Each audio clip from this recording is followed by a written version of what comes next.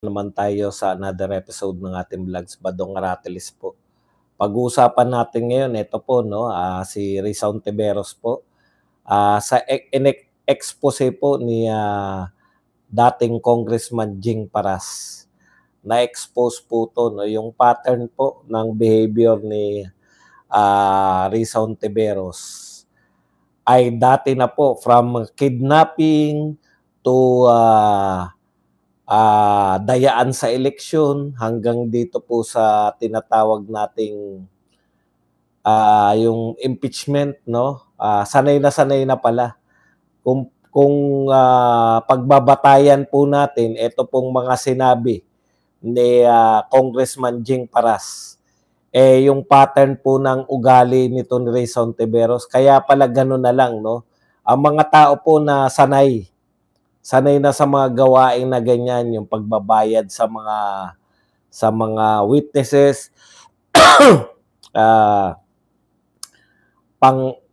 pati sa mga ebidensya, talagang wala kang aasahan dyan. Ang problema, lagi nakakalusot . Sana sa 20th Congress, no, mahainan po to dito po sa Ethics Committee, si Hontiveros. Pag-usapan din po natin, ito po si Conti. Grabe, dinideny na po niya matapos po siyang pagsabihan ng attorney ni Tatay Digong na siya po ay isang chismosa, na panay chismis po, no?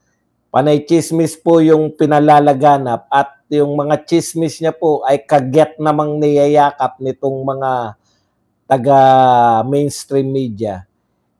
Tila yata nakuryente o kinoryente ni Conti. Pareho . Nagmamanipulate po, no? Minamanipulate po ni Conti, katulad po ng pagmamanipulate nito ni Risa Hontiveros yung ating mainstream media. Pero ngayon po, dininay niya na sa kanya nang galing yung mga binabalita ng mainstream media. Yan po mga pag-uusapan natin, pero bago yan, kung bago ka pa lang dito sa ating channel, mag-subscribe ka na. Dahil ito lang ang tanging channel na may kinikilingan, may pinapanigan, una sa balita, huli sa impormasyon, kaya ano pang hinihintay nyo? Pindot na, okay. Alam niyo po, pagpapauna ko, no, ito po, wala po akong balita na sa akin nang galing. No, lahat po to kinukuha natin dito po sa mga iba't ibang impormasyon, kadalasan po sa mga reliable, no? Sinasabi ko po kung saan natin. Kaya ito pong lahat ng ito, hindi po ako una, hindi po ako nag-claim na ako una sa balita at etc. Dahil ito po ay lantad, no? Lahat po tong impormasyon na to, ginagather lang natin para ibato sa inyo ng isahan. Okay, ito po si Conti, na kinukot po nitong lahat ng mga mainstream media. Teka pala muna bago tayo bumanat dyan. Alam niyo po, dito po sa mga pangyayaring ito ngayon, nagaganap dito kay Conti, nagaganap dito kay Risa Hontiveros, no? Labanan po to. Ito, kitang-kita po natin, labanan po, nagaganap dito kay BP Sara at dito kay Auntie Claire. Labanan po to ng mainstream media versus mga vloggers o social media. Ngayon po, kitang-kita nyo, no, kung sino po yung mga nagsasabi ng totoo at sino po yung parte ng pagpapaikot sa mga mamamayang Pilipino. Kitang-kita po natin, no? Ang problema lang nila, kung dati nalulusutan na kung ano yung sinabi ng mainstream media, yun na ang balita. Hindi na po uubra yan ngayon. Meron na pong social media na nagbabantay sa inyo. Baliktad . Dati po, ang trabaho ng media, no, ang alam natin, akala natin ganito ang trabaho ng media. Ang akala natin, yung media, before magkaroon po ng mga vloggers, before magkaroon ng mga social media, ang akala natin yung media yung nagbabantay ng mga ginagawa ng mga tao sa gobyerno para magtama, no? Para sila yung nagkikritik, no? Para yung mga malaman na mamamayan yung nagaganap. Ngayon po natin nare-realize na yung media po ay bahagi, no, ng mga misinformation sa mga tao. Pero yung SME na yan, mainstream media din yun. Pero yung mga naglalakihan po. Halimbawa po ngayon, subukan nyo lang po mag-search. Lumantad eh. Sinagot na yung press con po ni Hontiveros, sinagot na yan ni alias rin eh. Wala po o napaka-minimal ng mababalitaan nyo yung sagot ni Rene. Kasi sinesearch ko eh. Alias Rene, answers Hontiveros. Ang mga nakalagay pa rin po sa mga mainstream media, yung sagot, yung paninira ni Hontiveros na hawak daw si Rene ngayon ng di umano, no? Ayon kay Hontiveros, ay hawak daw si Rene ng mga dati niyang kagrupo sa KOJC. Di ba? Yun pa rin yung makikita nyo. Wala yung sagot ni Rene. Kaya yung social media, particular yung mga vlogger, nauuna na sa balita. Tsaka pa lang nila ibabalita kung hindi na sila, kung umaangal na yung publiko na bakit hindi nyo binabalita itong mga to. Paulit-ulit na tayo yan, mga kapatid, no? Sa panyanyari na yan. Anyways, puntahan natin to. Si Conti muna. Lumagana po yung Australia, di ba? Tumanggi, no? Na kay Tatay Digong na magho-host ng interim. At napabalita rin na pati yung Belgium. Basahin na lang natin, no, kung ano po yung sinasabi. Sabi po ito po yung quote card yung tawag na si Attorney Cristina Conti. Na ito po ay nilalabas po ng mga mainstream media. Sabi po rito sa isang quote card ng bilyonaryo, ICC Assistant to Counsel Cristina Conti confirmed that Belgium has declined to host former President Duterte should he be granted interim release. Australia earlier made a clarification with VP Sara Duterte refuting claims that they reach out to Australian government. So ang kinukote po nila, si ICC Assistant to Counsel Cristina Conti. Alam nyo, duda na ako dyan sa ICC Assistant to Counsel na yan. Kasi sinabi po ni Kaufman na hindi naman tinalaga yan si Conti ng ICC. Wala pong designation yan. Malamang to, sarili niya lang na tawag yun sa sarili niya, ICC Assistant to Counsel. Wala namang ganyan designation. Di ba? Ang galing nila mag-manipulate. Hindi ko po alam kung saan niya nakuha yan. ICC ba nagbigay sa kanya ng pangalan na ganyan? Nung una ko narinig yan si Conti, bigatin to. Assistant ICC Assistant to Counsel. Nung nare-realize ko lang po, putya, teka muna. At napatunayan natin kay Kaufman na wala namang designation yan. Parang ano lang pala yan, parang yung kay Badong na kiniklaim natin na henyo. Hindi ko alam kung merong ganyang designation, assistant to counsel. Baka katulad lang yan na ako ay henyo na political analyst. Wala namang ganun. Ito pa isa, galing naman to sa Abante. Siya rin po ang kinukote. There's no country on record that has accepted to be willing as host as third country in the interim release of the former president, and Belgium declined it. Attorney Cristina Conti. Siya po yung naka-quote card. Okay. Ngayon po, nung siya po ang kino-quote ng mainstream media, at sinabihan po siya ni Kaufman na panay chismis yung mga pinalalabas mo, wala namang pinaliwanag po ni Kaufman eh. Yung Belgium, imbento lang nila yan, di naman di ba? Pati yung Australia, wala naman talagang application sa Australia yung mga Duterte. Ito na po ang sabi, ha? Parang nakuryente talaga yung yung mga mainstream media. No, I did not say Belgium or Australia. Ito po sabi ni Cristina Conti ngayon, ha? No, I did not say Belgium or Australia or any other country rejected Duterte's request to be hosted while in interim release. I did share with media the history and record of the International Criminal Court with temporary release of detainees. Is either si Conti o itong media natin na nagsisinungaling. Dinidinay na nila ngayon na ni Conti na wala raw siyang sinabi na tinanggihan ng Belgium. Eto, kababasa ko lang.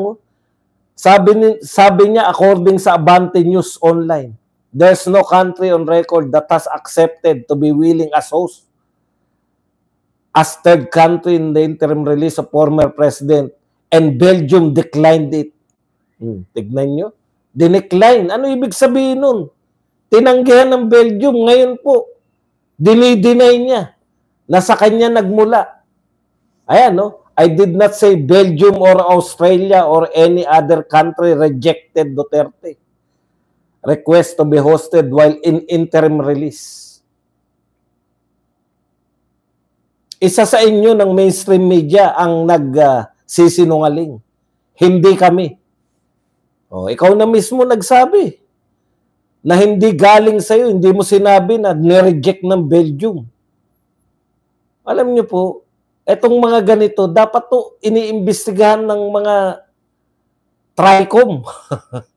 Nakapokus kayo sa pinupokus nyo, tinitwist nyo yung mga sinasabi ng mga vlogger. Itong mga mainstream media, ang quote ng quote dito kay Conti. Di ba? Okay.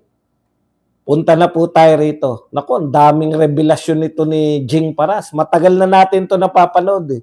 Na-interview ko pa yan minsan sa Cebu. Ito po, ngayon ko lang po nalaman itong mga revelasyon niya. Talagang meron po. Pasensya na po kayo, hindi ko po maintindihan. Bisaya yata yan sinasabi niya. Tagalogin niyo na lang po, hindi po ako Bisaya, pasensya na po. Okay. Ito pong sinasabi po ni in-interview po si Attorney Jing Paras, no? At marami po siyang revelasyon, iisa-isahin po natin. Yung personal knowledge niya po kasi dinimanda niya si Ontiveros. So dinimanda niya for kidnapping. Doon po sa 3 witness na pare-parehong minor de edad, no? Ay na-witness lang po yun sa Senado, tapos inuwi na ni Ontiveros. So may pattern na po si Ontiveros niyan. Tignan po ninyo. May pattern na si Ontiveros na nag-uuwi ng mga witnesses. Tapos, yun nga, to manipulate, sabi ni Jing Paras, para tumistigo laban sa war on drugs ni Tatay Digong. Na at that time, hindi pa po, sinisimulan pa lang nila yung kwento na yung war on drugs ay hindi talaga war on drugs, kundi malaking human rights violation. Na ngayon po, ayan yung yung against humanity. Crime against humanity. Yan na po yung nakasampa ngayon sa ICC. Sinimulan po yan sa mga ganyang kwento. No? Na nagkaroon po ng personal knowledge at idinimanda ni Jing Paras ng kidnapping si Ontiveros dahil nagpatulong po sa kanya yung BACC, Volunteers Against Crime. 'di ba? Ano, nakalimutan ko yung BAC, Volunteers Against Crime and Corruption, no? Nagpatulong sa kanya yung nasirang si Jimenez. Nasira na ba si Jimenez? Alam ko ano na deads na si Jimenez eh. Nahanapin yung mga nawawalang anak nung yung 3 minor de edad na inampunan ni Risa Hontiveros. Tapos, yun na nga, kasabwat din tong David na ngayon nagpupuputak.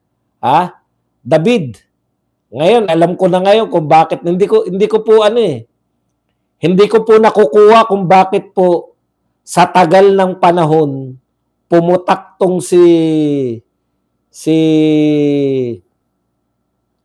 David, ano na nga, Cardinal David. Cardinal ba? Bakit pumutok sa sugal? Samantalang matagal na yung mga scatter. Ngayon ko po napagtanto nung napakinggan ko tong interview kay Jing Paras. Alam na, may ugnayan pala yan si David tsaka to si, di ba?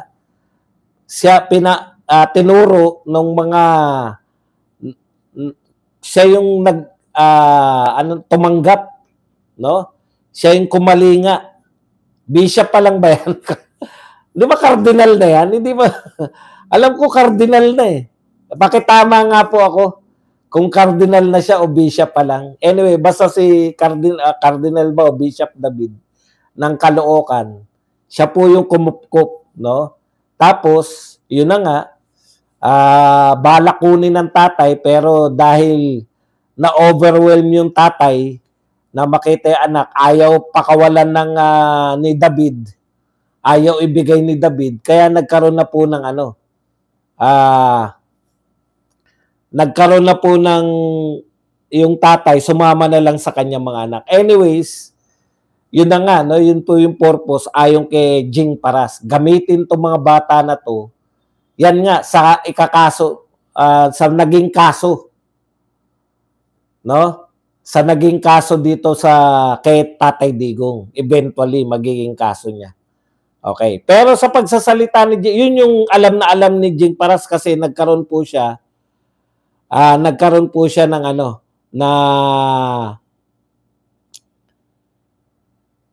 ng kaso. Kinasuhan niya pala. Erase, baliktad. Na kinasuhan ni Jing Paras mismo tong si Hontiveros. Tapos sa pagkukwentuhan, yun na nga, nabanggit din ni attorney Congressman Jing Paras na ito po si Hontiveros involved din sa Parmali, di ba? Yung bumaliktad na rin po na testigo sa Parmali. So dalawa na. Yan yung sinasabi ni Topacio na strike 3. Pero hindi nasabi ni Topacio, involved din pala to si Risa Hontiveros before siya maging senador. Involved din po pala siya dito sa Corona impeachment. Kasi nung itong si Miriam Defensor Santiago, nasirang si Miriam Defensor Santiago, kinukompronta tong mga witness na panay hearsay. Hearsay, ibig sabihin, wala naman talagang alam yung witness. Mayroon lang nagparating sa kanila. Nung tinatanong kung sino yung pinanggalingan ng kanilang mga sinasabi sa impeachment court at that time, nung ini-impeach po si Corona, galing din kay Hontiveros na hindi pa senador nung panahon na yan. So nakikita nyo po, may pattern talaga, no? At ang hinala ni Paras, dahil sa manipulasyon sa COMELEC, ay pwede pong nanalo si Risa Hontiveros dahil sa manipulasyon dun sa COMELEC. Na siya namang nagdahilan para kasampahan niya ng kasong impeachment hindi ko alam kung siya mismo na nakaligtaan ko na. Pwede natin review. Na isa yan sa mga dahilan ng isinampang kasong impeachment kay then COMELEC Chairman Andres Bautista. Kaya pala hindi natuloy yung impeachment kay Bautista, isinasampa pa lang, nag-resign na si Bautista. Tama yun kasi ang impeachment ay para lang matanggal ka sa pwesto. Kung tanggal ka na sa pwesto, hindi na matutuloy impeachment. Tanggal ka na umalis ka na Nagkusa ka ng mag-resign. Yan po ang mga involvement nito ni Reza Ontiveros. Tignan po ninyo. Ang bilis sumagot, no? Pag hindi ka nagsisinungaling, ang bilis mong sumagot, di ba? Kape-press con pa lang ni Ontiveros, may sagot na kaagad si Alias Rene. Pero tignan nyo, kahapon pa sumagot si Alias Rene. Wala pa rin po sagot si Ontiveros. Kasi gagawa pa sila ng mga script Aayusin pa nila yung presentasyon bago na naman. It's a matter of credibility. Okay lang sana, Ontiveros, pwede mo sabihin, i-claim na ikaw ay hinaharas. Ang tindi ng mga claim, no? Hinaharas, sinisiraan. Kung minsan ka lang, kung ngayon pa lang, di ba? Kung ngayon ka pa lang nabalitang na-involved sa witness tampering, witness manipulation o pagbabayad sa mga witness. Kung ngayon lang, matagal na namin naririnig yan. Naririnig pa lang. Ngayon, naglalabasan na po yung ebidensya. Kinasuhan ka na pala. May mga kaso na pala dyan na nawalan silbi dahil, siyempre, kaya nawalan silbi yung mga kaso dahil si Conchita Carpio Morales ay kakampi nila. Ayon kay Jing Paras. So makikita po natin, may pattern po itong mga to. Yung tatlo na yan, si Conti na lang, Castro na rin daw, sabi ni BP Sara Di ba?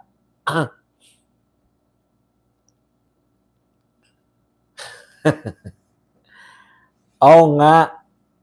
Alam mo, Paul, hindi mo naintindihan yung sinasabi ko Yung si Ontiveros, inakusahan niya si Rene na nagpapasagip sa kanya, di ba? Sinagot na ni Rene. Yung sagot niya kay Rene ngayon ang wala pa. Nakukuha mo yung timeline kasi ikaw nakikinig ka lang sa kabila Nakikinig ka lang sa mga mainstream media at sa mga vlogger sa kabila Makinig ka rin sa mga social media mismo. Si Rene mismo yung nagsasalita. Yeah. Kaya yan po yung nakikita po natin na pattern. Ngayon, pag nagsawalang kibo po itong mga taga-ano natin, ito pong Senado natin, hindi po sinalang yan kasi grabe na yan Ang alam ko yung kaya tinanggal si Tevez dahil ng ethics committee dahil 'di ba yung sumasayaw. hindi ko na matandaan yung kwento nung kay Tevez Kasi kung kaso po at dami may kasong congressman na convicted pa nga yung isa hindi pa rin tinatanggal pero tapos na rin pala yung termino. No need na tanggalin kung sana siyang inayawan ng mga tao. Okay. Sa madaling salita, ito si Ontiveros, dapat talaga may panawagan na yung mamamayan. Tayo naman yung gumamit ng tao. Tayo naman yung gumamit ng mamamayan. Sila na lang Sila na lang lagi nagsasabi na ayon sa mamamayan. Gamitin naman natin dahil mas nakakarami naman talaga yung mga tao na gustong maimbestigahan na yan si Reza Ontiveros na yan. Mas marami po yung may gusto na masalang siya sa ethics committee. Tignan niyo po. Naalala ko lang kasi napanood ko bigla si Marcoleta nakikipagtalo. Yung mga reels ba na bigla ko napanood. Biglang yung lumalabas. Nakikipagtalo si Marcoleta noon sa usapin ng kasi imbestiga sila na imbestiga, 'di ba? Nung congressman pa siya. Nakikipagtalo siya na imbestiga tayo na imbestiga, ano ba yung batas na balak nating makreate? Ang pinaglalaban kasi ni Marcoleta, hindi po pwede na nag-iimbestiga yung Kongreso, yung House of Representatives, no? Na walang batas. Kasi lahat ng investigation nila, ang primary objective nila ay makapag-create ng batas. Yan po. Yung mga congressman, wala po talaga eh. Una muna yung, kaya nga maganda yung sinasabi ni Marcoleta na nauuna yung kariton bago yung kabayo. O bakit ko po bigla na iugnay yun? Naalala ko, ang daming investigasyon nito ni Ontiveros, no? Ang daming investigasyon ni Ontiveros. Pero may batas bang nagawa? Halimbawa, ang tagal nilang inimbestigahan si Alice Go. Bigla ko lang naisip kasi may panawagan ngayon na nagdeklara na si Alice Go ay hindi Pilipino, di ba? Isa siyang Chinese citizen. Ang tanong nung panawagan, marami pa bang government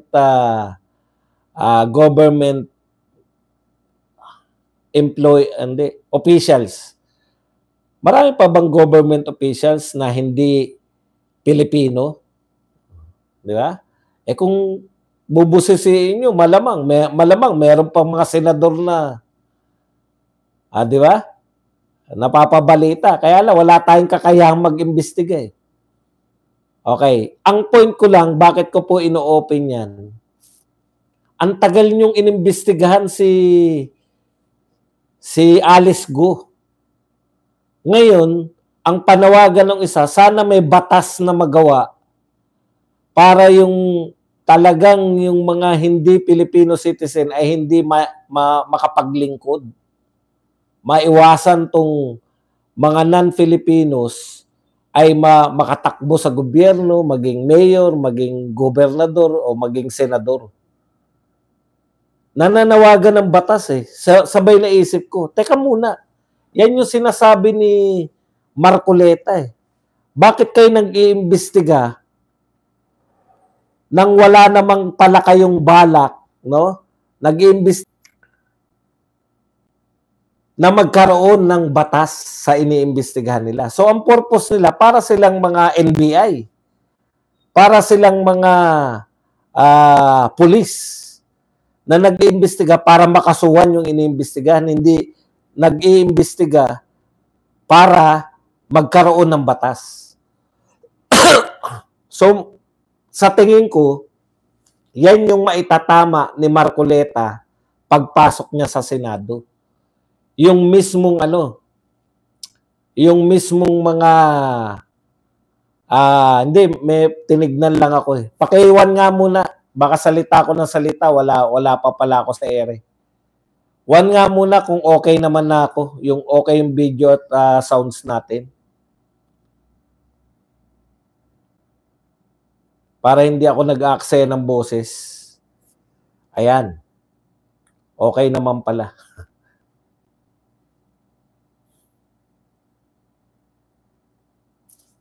Okay, sa madaling salita, may papel si Marcoleta ang gagampanan dyan eh. Magkakaroon po ng direksyon yung mga investigasyon sa Senado. Balikan ko lang muna to si David. Si Cardinal David, no? Ngayon ko lang po, nung pinakikinggan ko, ngayon ko lang na-realize, teka muna, bakit biglang lumantad to si David? Bakit biglang galit na galit sa... ang tagal na po ng sugalan na yan eh. Matagal na po yung sugal na scatter. Buhat po nung pinag-uusapan yung Pogo. Meron na po yung mga sugal dito sa Pilipinas, di ba? Sa internet. Kalat na yan. Bakit ngayon lang po sila, umaangal yung mga pare? Ngayon ko po na-realize, Cardinal, hindi mo ba ginagawang diversion itong paglaban mo bigla sa sugal para ma-divert yung issue labas dito kay Ontiveros? Ang dami nating question eh, no? Marami akong question eh. Kasi, totoo naman eh, marami naman talagang nalululong sa sugal eh. Kaya lang yung timing, di ba? Yung paglabas at pagsasalita ni Cardinal na galit sa bigla sa scatter, eh yung panahon na pumutok na may bumaliktad na witness itong si Ontiveros. Panahon na lumabas si alias Rene. Yan yung problema natin dito eh. Yung termino nga ni BP Sara dyan, ano na nga yung termino ni BP Sara dyan sa nililihis nila? Hindi diversion eh, may mas magandang termino si si BP Sara eh. Imbis na hinaharap nila yung problema, nililihis nila. Ano na nga yun? Gusto kong para matahimik, scapegoating. Cardinal, hindi kaya scapegoating tong ginagawa nyo? Para yan ang pag-usapan? Wala akong tutol na tutulan niya sugal. Kaya lang yung timing nyo, Cardinal eh. Matagal nyo na palang tropa pips yan si Reza Ontiveros. Di po ba? Okay. Ano pa bang ating dapat pag-usapan? Teka lang ha. Baka meron ako nakakaligtaan. Sa mga patuloy po na nakikisawsaw sa di umano may mga problema yung mga Duterte sa pamilya. Huwag niyo na po Huwag niyo na pong problema.